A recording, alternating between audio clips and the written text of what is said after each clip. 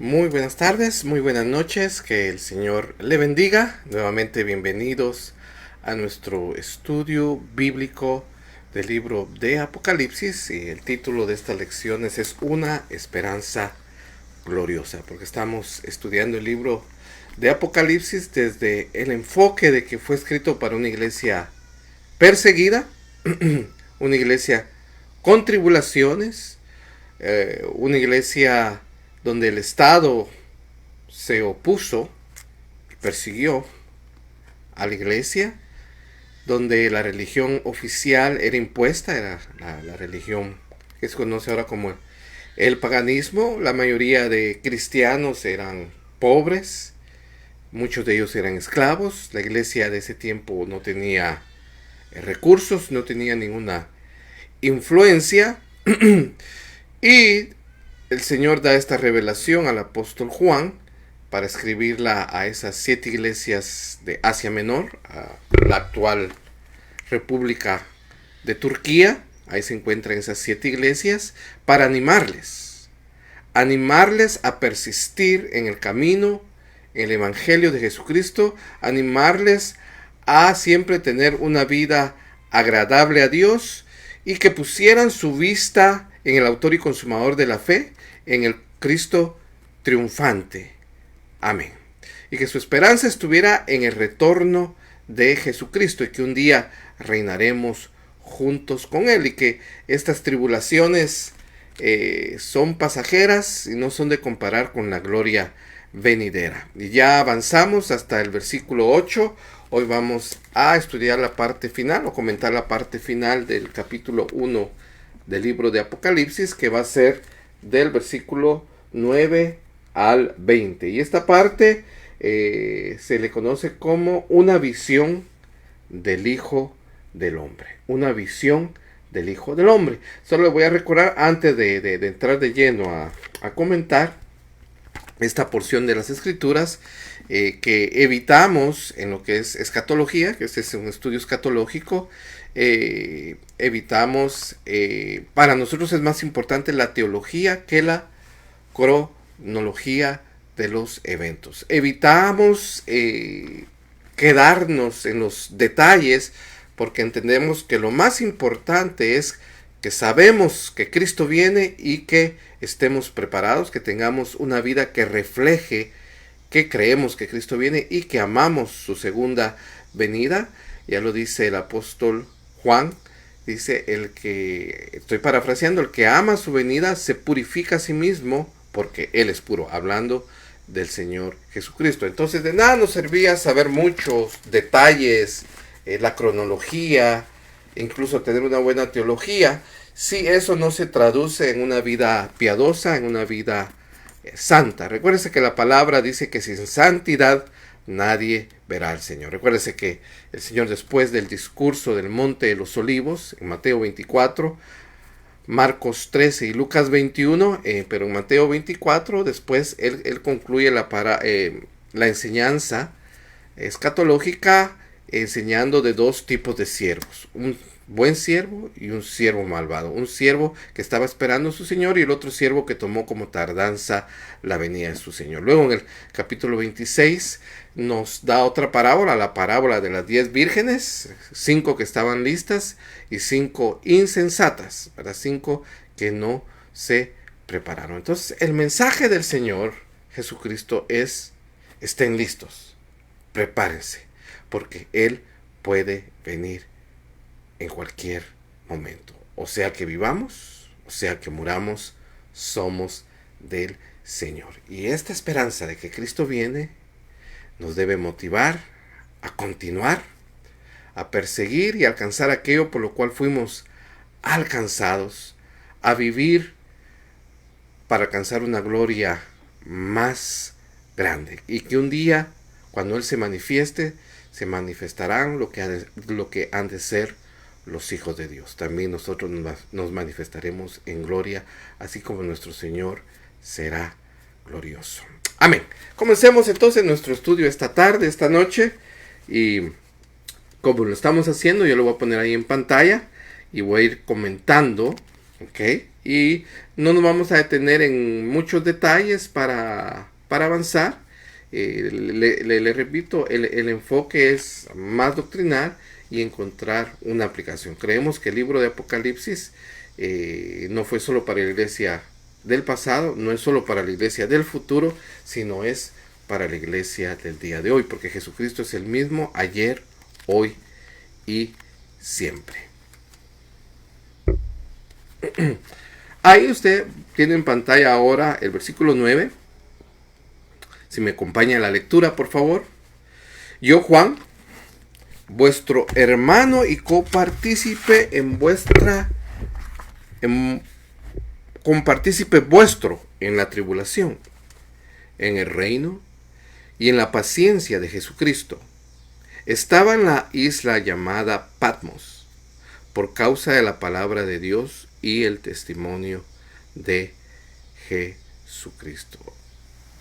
Juan no es un líder que está cómodo y que está sobre un grupo de iglesias o que está sobre una gran iglesia en una posición muy cómoda, mientras la demás iglesia está siendo perseguida, mientras la demás iglesia está sufriendo. No es ese el tipo de liderazgo.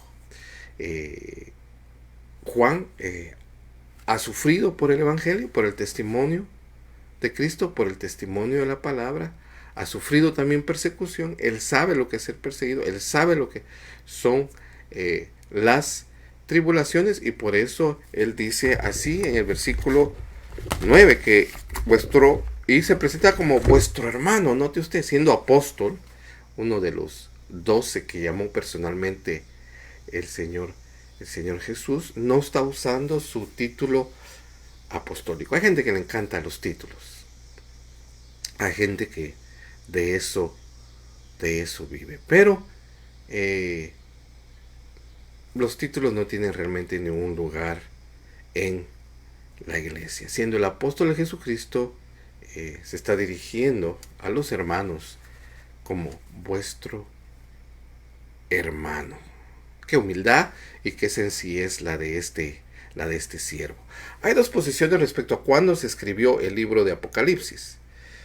Una es que se escribió antes de la destrucción del templo, antes del año 70, y es cierta evidencia que podría apuntar hacia una fecha anterior al año 70, ya que no se menciona nada respecto a la destrucción del templo en Apocalipsis. Todos los demás libros, los evangelios y cartas, epístolas, fueron escritas antes del año 70, y por eso no mencionan nada de la destrucción del templo. Ahora, la mayoría piensa que se escribió por los años 90, después de la destrucción del templo, ya que Juan era un anciano, ya todos los demás otros apóstoles habían muerto, ya sea en la década de los 50, de los 60, y el único que había sobrevivido de todos los apóstoles, de los 12, era el anciano Juan. Y era la persona entonces en ese momento más respetada de toda la iglesia, ¿verdad? O sea que se escribió antes del año 70 o después. Ya hablamos que este libro tiene el testimonio apostólico, la autoridad apostólica investida en Juan, que ahora se presenta y se está introduciendo como vuestro hermano en las tribulaciones. No porque yo sea apóstol, no porque el Señor Jesús me haya elegido a mí personalmente. Yo estoy sobre ustedes y yo no estoy sufriendo lo mismo que ustedes. Debe ser muy cómodo un líder espiritual desde la comunidad de su casa, querer alentar a otros en medio de la tribulación. Pero no es lo mismo cuando un líder está sufriendo lo mismo y se puede identificar y puede decir: hermanos, vuestro compañero en las tribulaciones. Ahí le puse la nota: copartícipe en las tribulaciones. Porque esa iglesia y ese apóstol, el apóstol Juan, consideraban un honor el sufrir y el ser vituperados a causa del nombre de Cristo. Ahora él está en Patmos, le hablaba yo de cuándo se escribió o por qué él está en Patmos, y lo más probable es que porque él está exiliado y él está como prisionero. Patmos es una pequeña isla allá en Turquía, y aquí se encuentra el apóstol Juan. Parece que ahí pasó sus últimos días. Habían unas minas ahí, probablemente tenía que trabajar en las minas, algún tipo de trabajo forzado. Luego en el versículo 10 dice: yo estaba en el Espíritu en el día del Señor, y oí detrás de mí una gran voz como de trompeta. Una voz, imagine, firme, clara, de trompeta. Entonces, estaba en el Espíritu. ¿Qué quiere decir? ¿Qué quiere decir esto? Que no fue un sueño, fue un tipo visión, pero quizás más que una visión, una experiencia. Quizás el apóstol Juan fue trasladado a los cielos, fue trasladado a una esfera espiritual donde se le presentan estos eventos, donde se le va a presentar lo que estamos estudiando hoy, la visión del Hijo del Hombre. Al igual que aquella experiencia que el apóstol Pablo nos comenta en 2 Corintios 12:2. Ahí lo tiene usted en pantalla, 2 Corintios 12:2 y 3 al 4. Y hablando de él mismo, dice: conozco un hombre en Cristo que hace 14 años, y dice ahí, entre paréntesis, si en el cuerpo no lo sé, si fuera del cuerpo no lo sé, Dios lo sabe. Es una experiencia tan real que Pablo no sabe si fue trasladado solo en el espíritu o fue trasladado corporalmente. Algo así haber sido la experiencia del apóstol Juan cuando nos está diciendo que él está en el espíritu. Conozco un hombre que fue arrebatado hasta el tercer cielo. Versículo 3. Y conozco a tal hombre, otra vez en paréntesis, si en el cuerpo o fuera del cuerpo no lo sé, Dios lo sabe. Versículo 4. Que fue arrebatado al paraíso, donde oyó palabras infalibles que no les es dado al hombre expresar. A diferencia del apóstol Pablo, que no nos cuenta qué vio, posiblemente le fue ordenado que no escribiera y que no contara nada de lo que él vio y experimentó, más que solo contó su experiencia. Muy diferente al apóstol Juan, sí se le dice que escriba lo que está viendo y que se lo dirija a las 7 iglesias. Continuemos en el espíritu. Ahora, el día del Señor. Esto es algo me parece a mí bastante interesante. Hay dos posiciones, solo dos posiciones pueden haber, y solo dos interpretaciones, y las dos son válidas. Una es que el día del Señor es aquel día futuro, cuando Cristo regrese, cuando Cristo ya casi está por aparecer en las nubes, y que fue trasladado a aquel día del Señor. La otra posición, en la que yo le puse aquí, es que el día del Señor se está refiriendo al primer día de la semana, al día domingo, donde la iglesia, desde el principio, hay evidencia histórica que desde un principio, muy temprano en la mañana, el primer día de la semana, se reunían para alabar el nombre del Señor. Recuérdese que al principio la iglesia solo eran judíos, y ellos tenían su culto el sábado, el día sábado, cuando iban a su sinagoga o cuando habían festividades muy grandes. Todos los varones tenían que ir a Jerusalén, al templo, a acudir a esas festividades, ¿verdad? Pero su culto era los días sábados. Pero los judíos cristianos, los primeros, empezaron el primer día de la semana, que es nuestro día domingo, a reunirse muy temprano para alabar y cantarle a Jesucristo, para celebrar la resurrección de Jesucristo. Y siempre que se usa en la Biblia Señor, es traducida de una palabra griega que es la palabra kurios, es la palabra Señor. Pero acá es una palabra que es derivada de la palabra kurios, pero no es la palabra kurios, y que solo hay dos referencias en la Biblia, y una es el día del Señor. Cuando dice Señor no es la palabra kurios, sino es la palabra kuriakos. Más o menos así es la palabra en griego, kuriakos, que sería como decir el día señorial. Pero nosotros casi no usamos esa expresión de señorial. Entonces, cuando uno dice es señorial, quiere decir que es del Señor, el día del Señor. Y esa misma palabra, kuriakos, solo aparece otra vez en la Biblia en Primera de Corintios 11:20, cuando se refiere a la cena del Señor.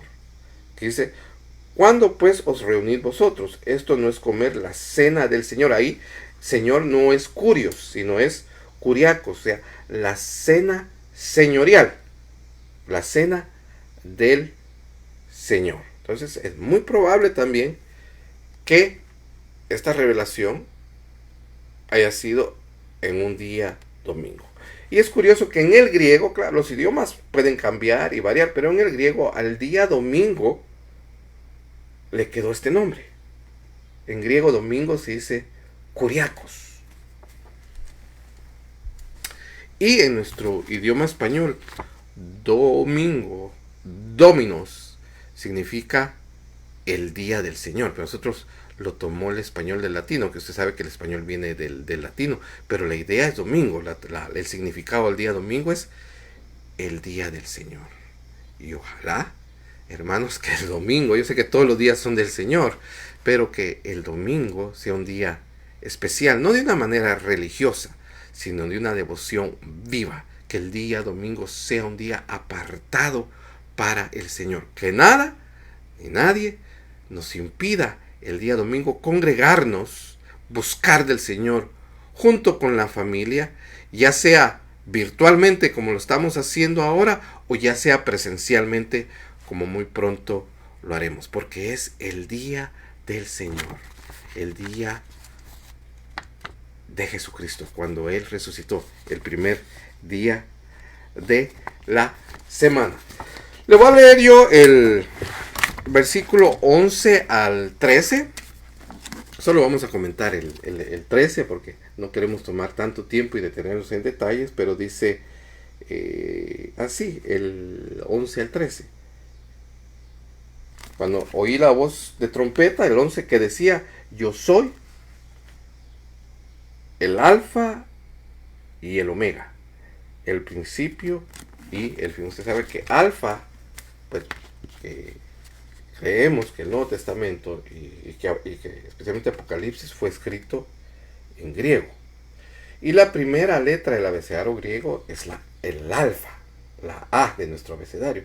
Y la última letra del abecedario griego es la omega, la Z de nuestro abecedario.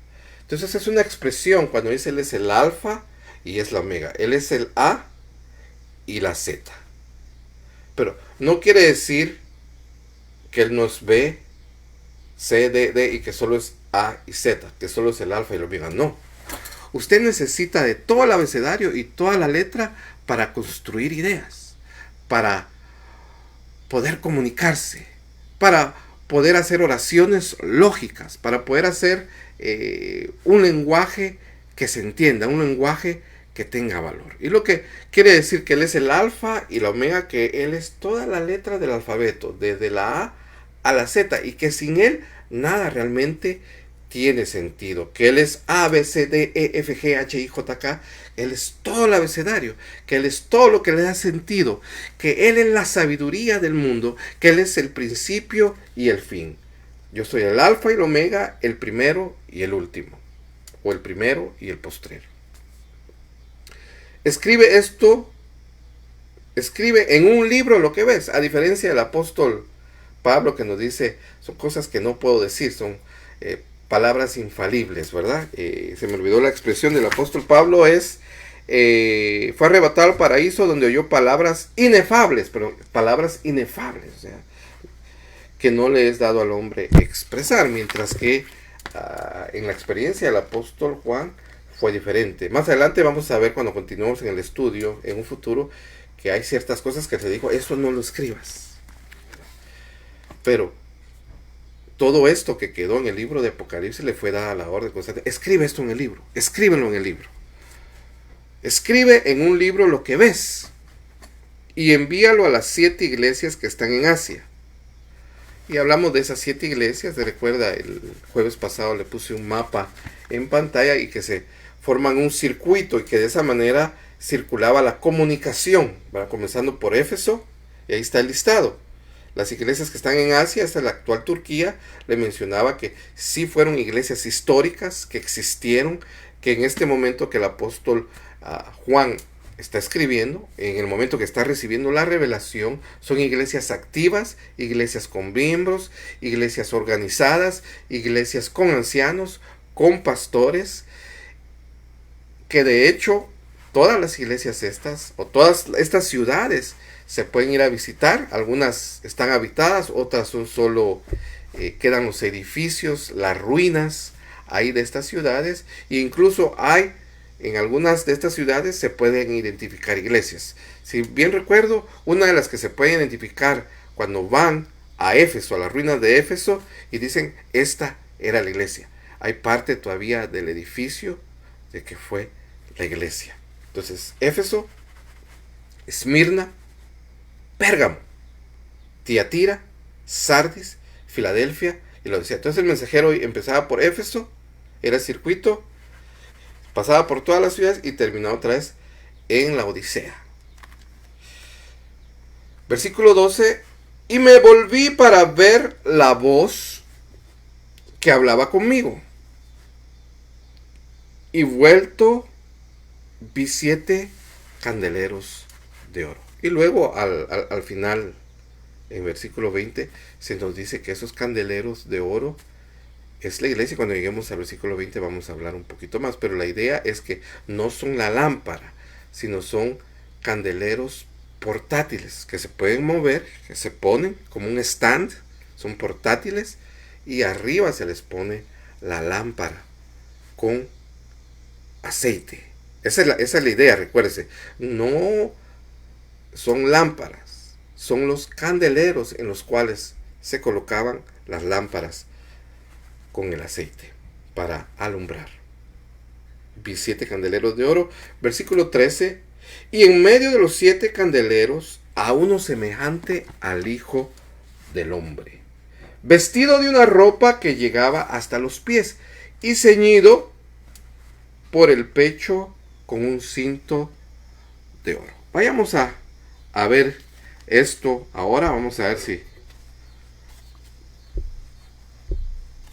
esto aquí, el versículo 13, lo que me interesa más compartirle. Le dije, los 7 candeleros representan las 7 iglesias, y por favor, en su mente, en su imaginación, usted imagínese unos stand, así como donde se ponen los micrófonos. El stand no es el micrófono, es donde se pone el micrófono. Entonces, estos candeleros no son la lámpara, es donde se pone las lámparas. Arriba se ponían las lámparas llenas de aceite para alumbrar. Ahora, lo que es muy importante es esa expresión del Hijo del Hombre, que ya la estudiamos cuando vimos el sermón de los Olivos, porque es un título mesiánico. No es tanto que el Señor Jesús, cuando está diciendo soy el Hijo del Hombre, es porque se está identificando con la humanidad, que Él es hombre, porque eso era evidente a todos, que Él era un hombre. Tenía 2 ojos, una nariz, una boca, igual, no tenía nada especial o nada extraordinario exteriormente. Entonces, el Hijo del Hombre no se refería al Señor simplemente para decir soy un hombre, soy un hijo de hombre y me identifico con la humanidad. No, el Hijo del Hombre lo usó el Señor Jesús, por lo menos 89 veces aparece Él en los Evangelios, refiriéndose a sí mismo como el Hijo del Hombre. Y este es un título mesiánico que lo vamos a encontrar en Daniel 7:13. Hoy usted lo tiene en pantalla, Daniel capítulo 7 y versículo 3. Y eso es muy importante, hermano, para que entendamos también la Biblia como estudiantes de las Escrituras. Que entendamos, porque si el Señor lo usó 89 veces, lo estamos viendo aquí las referencias en Apocalipsis, y estamos viendo que aparece en el Antiguo Testamento quiere decir que es muy importante. Es importante que nosotros entendamos qué está diciendo el Señor Jesús cuando se está refiriendo a sí mismo como el Hijo del Hombre. Daniel 7:13. Miraba yo en la visión de la noche, y he aquí, con las nubes del cielo, uno como un hijo del hombre, que vino hasta el anciano de días. El anciano de días es el Padre.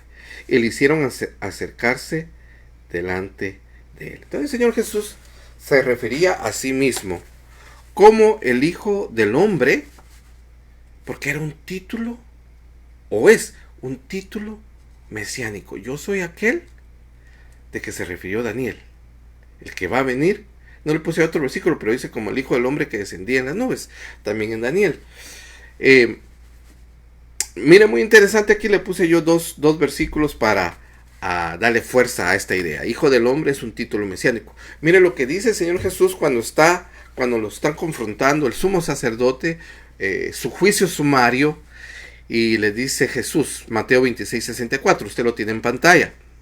Jesús le dijo, tú lo has dicho, y además os digo que desde ahora veráis al Hijo del Hombre sentado a la diestra del poder de Dios y viniendo en las nubes del cielo. Por eso, mire, está más claro que es un título mesiánico. Cuando el Señor Jesús habla de que Él va a venir en gloria, se está refiriendo a sí mismo como el Hijo del Hombre.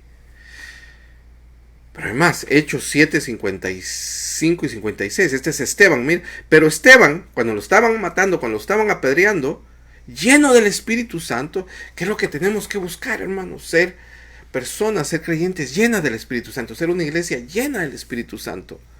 Puesto los ojos en el cielo, vio la gloria de Dios y a Jesús que estaba a la diestra de Dios. ¿Y usted dónde está Jesús? Está a la diestra del Padre.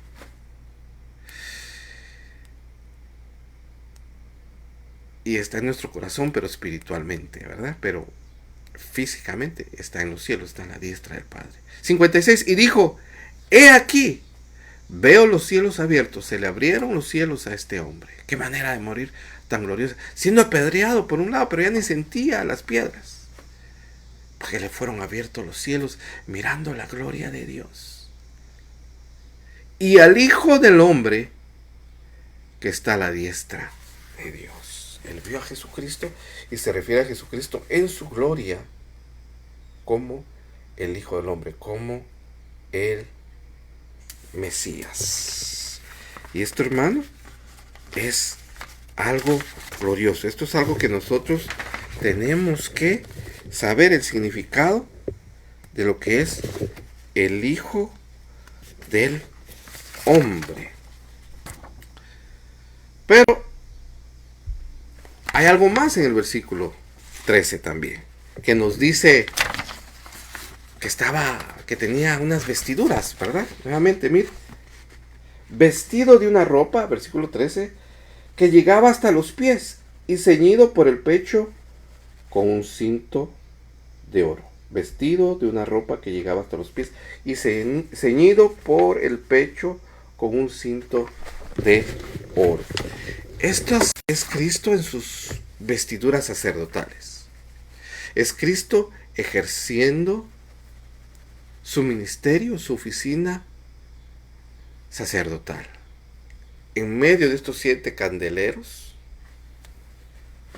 está Cristo como sacerdotes, así como los sacerdotes del Antiguo Testamento que llegaban al lugar santo, estaba cerrado y se iluminaba a través de estos candeleros que arriba tenían estas lámparas con aceite para que alumbraran ese lugar, y el trabajo de los sacerdotes era limpiar las lámparas, llenarlas de aceite. Cuando se estaba una mecha ahí, se estaba ya apagando, ellos tenían que arreglar esa mecha para que siempre estuviera iluminado aquel lugar, de tal manera que los sacerdotes administraban ese lugar. Ellos estaban ahí viendo que siempre estuviera iluminado, llevando aceite, cambiando la mecha, limpiando los candeleros y poniendo sobre los candeleros las lámparas. esa es la imagen que nos está dando el apóstol Juan. Eso es lo que él está viendo. Cristo como sumo sacerdote. Cristo como a la manera del sumo sacerdote del Antiguo Testamento en el lugar santo, en medio, despibalando los candeleros, viendo que no se apaguen, viendo que estén dando la luz, viendo que tengan aceite, viendo que estén en el lugar en que se supone que tienen que estar. Mire esto acá. Es una imagen, ¿verdad? Apenas si nos podemos imaginar. Esta es una de tantas imágenes que hay. La mayoría pone 7 candeleros, los tradicionales con 7 brazos. No nos dice cómo eran los candeleros, no es importante. Quizás eran como estos. Ahí tiene usted el stand, los candeleros, y arriba las copas con aceite, y están alumbrando, y el Señor Jesús en sus vestiduras sacerdotales, que le llegaba hasta los pies, ceñidos hasta sus pechos con un cinturón de oro.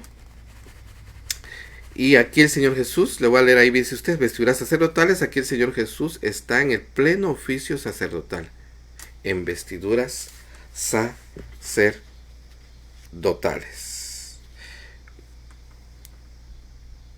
Ya de aquí en adelante, entonces, ya Juan está viendo esta visión,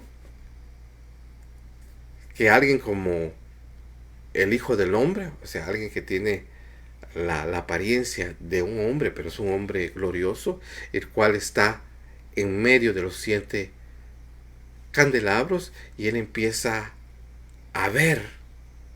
Y recuérdense que los evangelios no nos dicen cómo era el Señor Jesús, si era alto, bajo.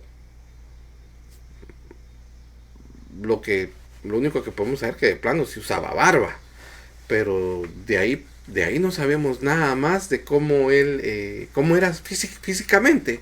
Y aquí se le está revelando, claro, sabemos que es en un lenguaje figurado. Lo que Juan está viendo es lo que Cristo es para la iglesia, un sacerdote para la iglesia, alguien que administra los candeleros que son la iglesia, y él empieza a ver ciertas características, o le revela ciertas características del Señor Jesús, pero debemos entender que el Señor Jesús no es así, sino que es en un lenguaje figurado o de una manera profética. Ahora, versículo 14. Su cabeza y sus cabellos eran blancos como blanca lana, como nieve, y sus ojos como la llama de fuego. Daniel 7:9. Mire, interesante, pero esto respecto al Padre, pero el Padre y el Hijo son uno y se parecen, ¿verdad? Tienen la misma gloria, comparten la misma gloria. Estuve mirando hasta que fueron puestos tronos, y se sentó un anciano de días. Ese es cuando Daniel habla del anciano de días, es Dios Padre, cuyo vestido era blanco como la nieve, y el pelo de su cabeza como lana limpia. Su trono llama de fuego, y las ruedas del mismo fuego ardiente. ¿Ve usted el paralelo entre el Padre y el Hijo? Y esto de cabellos blancos como blanca lana debe referirse al resplandor de su gloria, al resplandor de su santidad. Se recuerda que cuando Moisés tenía encuentros con él, con Jehová, el mismo Moisés regresaba radiante, su rostro iluminado de la gloria de Dios, ¿verdad? De tal manera que se tenía que cubrir, porque Moisés, esa gloria, eso que iluminaba su rostro, era temporal y se iba. Entonces, para que evitaran que no pusieran su vista en él el pueblo, o que después cuestionaran porque ya no le brilla el rostro, porque ya no tiene esa gloria, porque Moisés era temporal, él dependía de la gloria de Dios, y Dios le daba de alguna manera parte de esa gloria que físicamente se mostraba en el rostro de Moisés. Muy interesante, pero era no para que se quedara esa gloria en Moisés todo el tiempo, ese brillo todo el tiempo. Ojos como llama de fuego. el que todo lo examina y el que discierne las intenciones del corazón. ¿Verdad? Esa es la idea de que tiene ojos como llamas de fuego. Hebreos 4:13, mire. Dice, y no hay cosa creada que no sea manifiesta en su presencia. Antes bien, todas las cosas están desnudas y abiertas a los ojos de aquel a quien tenemos que dar cuentas. Quiere decir que Él discierne las intenciones del corazón. Él conoce el corazón de los hombres. Y Él está aquí revelándose así porque Él es el que examina cómo está el estado de las iglesias. Con esos ojos de fuego en medio y los 7 candeleros y Él en medio administrándolos, cuidándolos, moviéndolos. Y con sus ojos de fuego examinando las iglesias, el estado espiritual de las iglesias. Continuamos acá. El versículo 15, y sus pies semejantes al bronce bruñido, o sea, pulido, brillante. Pero no solo brillante al bronce, pero refulgente como un horno de fuego ardiente que está refulgente, y su voz como estruendo de muchas aguas. Acá el bronce bruñido tiene relación con la purificación. En esta visión Cristo se revela como el que tiene autoridad para corregir y purificar a su iglesia, para traer juicio a su iglesia, para limpiar su iglesia. Las escrituras nos dicen que el juicio comienza por casa. Yo creo firmemente, hermanos, que este tiempo ha sido un tiempo de purificación para la iglesia. No podemos como cristianos volver igual. No podemos salir igual de esta crisis. Si no discernimos este tiempo de esta crisis, si no pasó nada espiritualmente en nosotros de valor, si en esta crisis no nos llevó a buscar del Señor, a purificarnos, a querer cambiar, desperdiciamos la crisis, desperdiciamos el momento. Si esta crisis no la aprovechamos, hermano, para restaurar el altar familiar en las casas, para buscar con nuestra esposa, con nuestros hijos, de Dios. Hermano, quizás no nos ha amanecido y examinémonos delante del Espíritu Santo si lo que tenemos es una religión, si realmente hemos nacido de nuevo, y si hemos nacido de nuevo, si nos hemos descuidado y desconectado tanto de las cosas de Dios y de los hermanos y nos dimos un break. En la vida espiritual, en la vida cristiana no hay breaks. Examinémonos, porque eso es lo que está haciendo el Señor Jesús con su verdadera iglesia. Que sea una iglesia ahora de oración y no de show. Que el poder de la iglesia no esté en los recursos materiales y financieros, ni en la inteligencia del hombre, ni en los carismas de los líderes, sino en el poder del Espíritu Santo. Por eso, comunidad de gracia, tenemos que regresar diferentes. Tenemos que ser una iglesia diferente. Tenemos que ser una iglesia de oración y de ruego, una iglesia llena del Espíritu Santo para poder ser testigos de Cristo. Amén. Y voz como estruendo de muchas aguas. Estamos en el versículo 15 todavía. Su autoridad, la imagen, nos habla de su autoridad. Y la imagen es como el estrépito de cuando las olas chocan contra las rocas, contra los arrecifes, ¿verdad? Que hay mucha fuerza.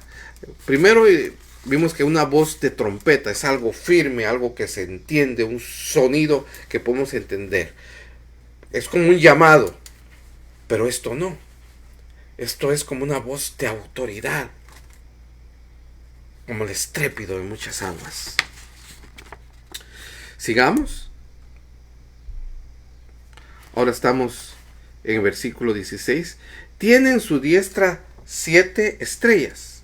y de su boca sale una espada aguda de 2 filos, y su rostro era como el sol cuando resplandece en su fuerza. O sea, recuerdes que es una visión del Hijo del Hombre, es una visión obviamente profética y es en un sentido figurado lo que Cristo es para la iglesia, ¿verdad? No es que Él sea así, pero es lo que sus funciones hacia la iglesia. La espada aguda de 2 filos nos habla de juicios contra los que se oponen a su iglesia, ya sea dentro de su iglesia con falsas doctrinas, como los que se oponen desde fuera de su iglesia. Y su rostro como el sol, que es resplandeciente. ¿Se recuerda cuando se le revela al apóstol Pablo? Cuando el apóstol Pablo va camino a Damasco y se le revela como una luz tan resplandeciente que el apóstol Pablo cae ciego por esa luz. Y aquí nos dice el versículo que su rostro es como el sol resplandeciente.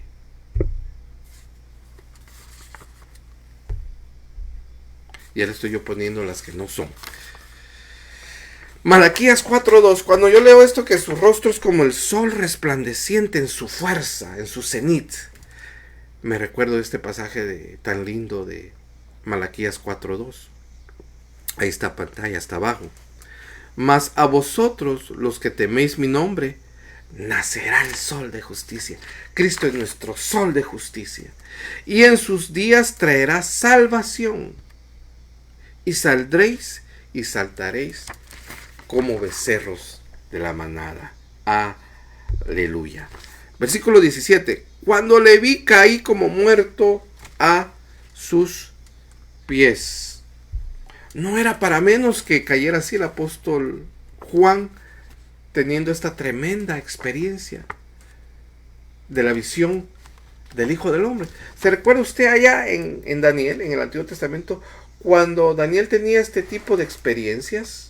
Él caía también como muerto. Unas experiencias espirituales muy fuertes que muestran la debilidad del hombre ante la gloria de Dios. Hay muchos que dicen quiero ver a Dios y no saben lo que están pidiendo realmente, porque estos hombres santos caían como muertos al ver la gloria de Dios. Y Juan, al ver la gloria de Cristo, al ver esta visión del Hijo del Hombre, nos dice la palabra que cae como muerto, cae en su debilidad. Y él puso su diestra sobre mí, su mano derecha, diciéndome, no temas. ¿Cuántas veces el Señor Jesús no les dijo, no temas a sus discípulos? Que quedaron registrados los evangelios. ¿Y cuántas veces más les habré dicho, no temas, que no quedaron registrados en los evangelios? Esta era algo muy familiar para el apóstol Juan. Haber recordado esos tiempos cuando andaba en el ministerio terrenal del Señor Jesús. Cuando Juan y los otros discípulos, en aquellas circunstancias difíciles y a veces asombrados y que no entendían, y Cristo y Jesús les decía, no temas. Y así le está diciendo ahora al apóstol Juan, no temas. Y le dice, yo soy el primero y el último. O también otra vez le dice, yo soy el primero y el postrero. Ahora esto es muy interesante.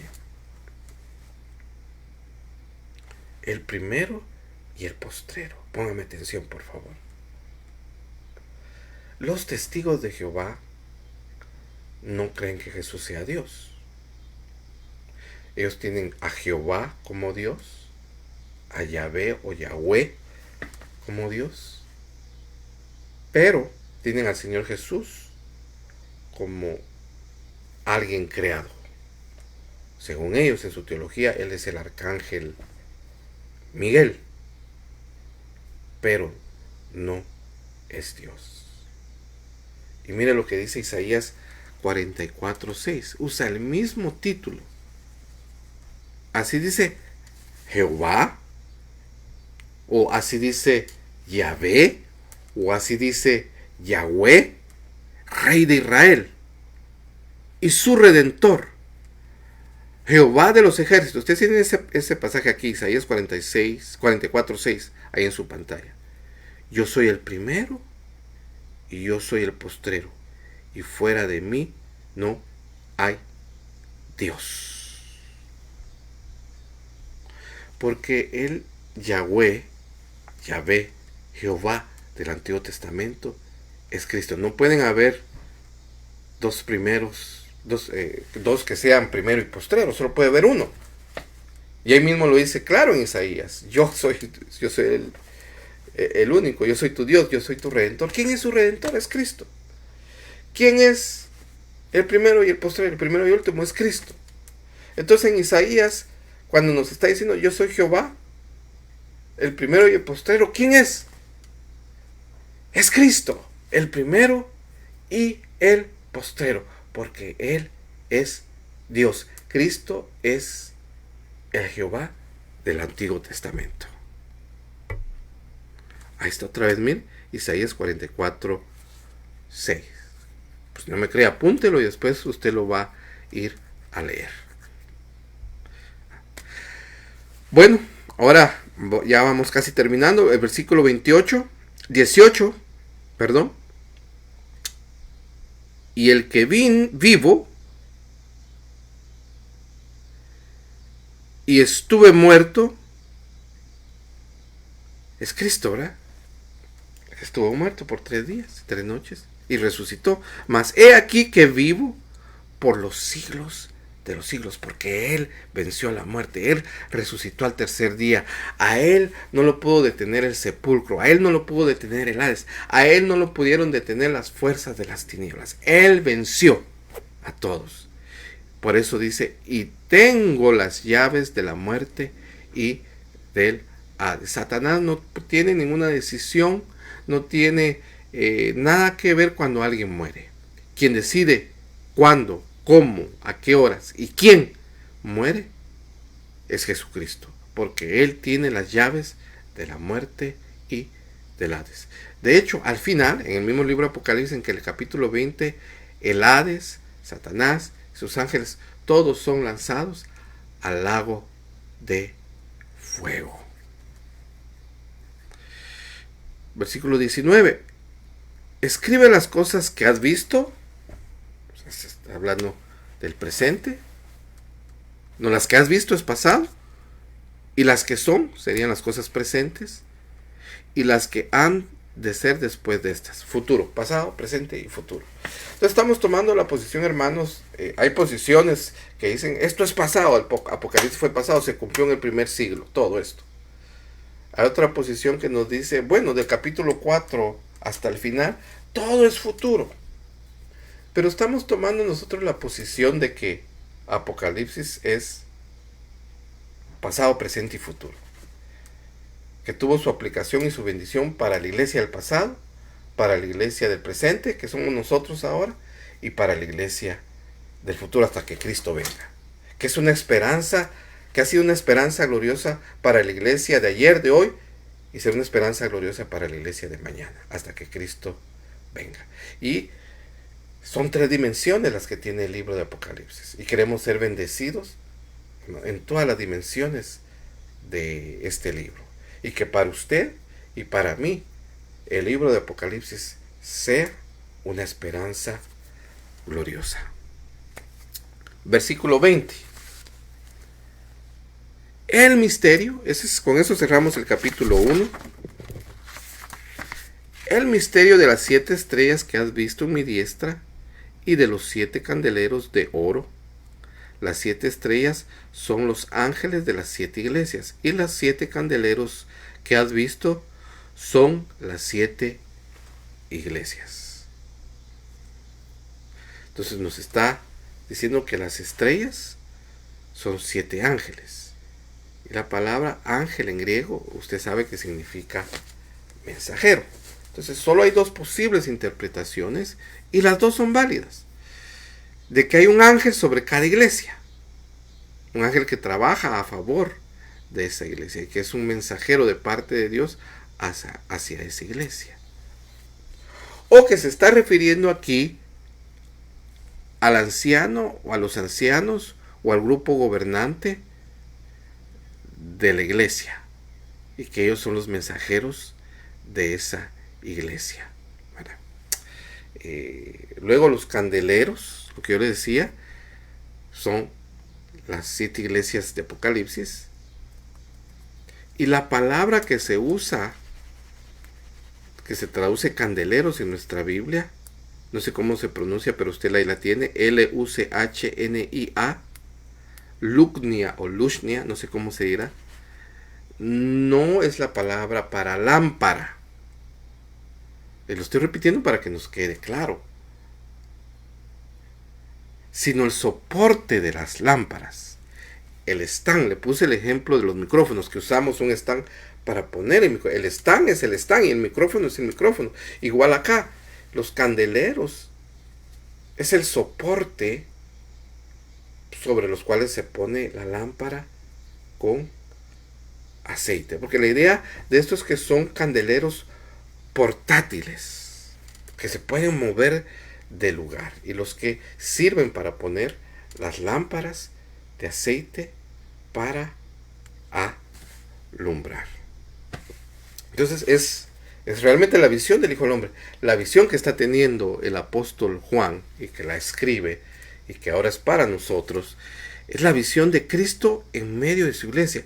Es la visión del ministerio sacerdotal de Cristo hacia la iglesia. No solo hacia 7 iglesias, eso sería del pasado.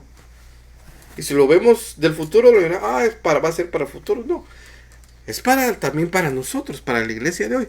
Que Cristo está en medio de las iglesias, supervisándolas, chequeándolas, examinando su estado espiritual, despabilando a algunas iglesias, moviendo a otras, reprendiendo a algunas, echándole más aceite a otras.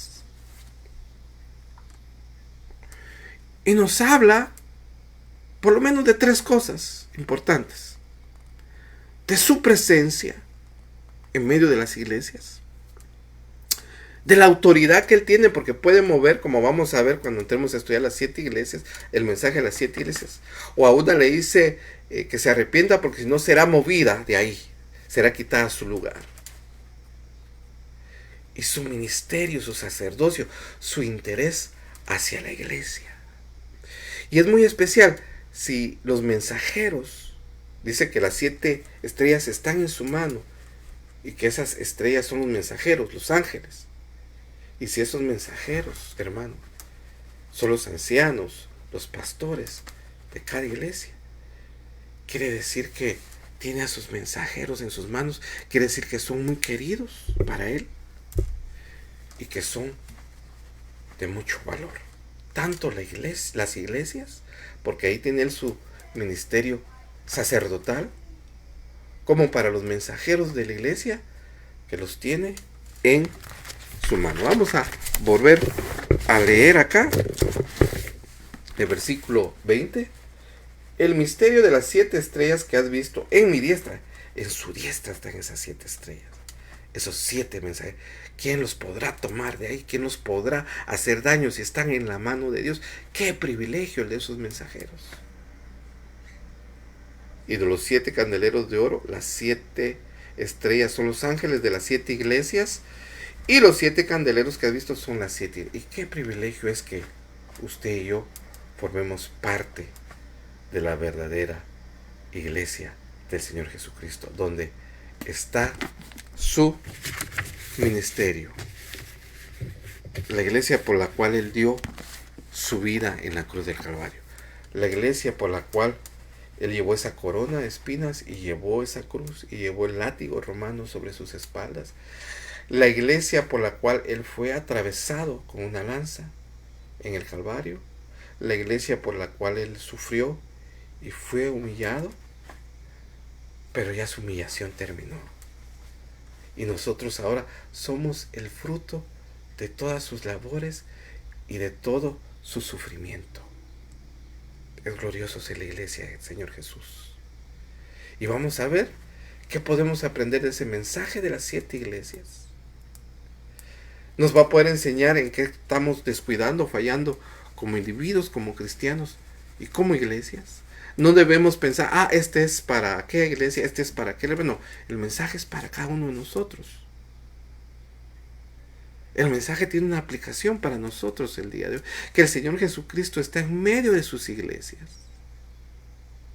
Que Él tiene sus ojos como llama de fuego y en su boca una espada de dos filos. Que sus piernas son como bronce refulgente. Y a Él es al quien le servimos y que le adoramos. Hacia la honra, la gloria y la alabanza por los siglos de los siglos. Que el Señor le bendiga, que la paz de Cristo esté con usted y ojalá que usted se sume a nuestra oración corporativa que hacemos todos los días de 9 de la noche. Empezamos a las 9 de la noche.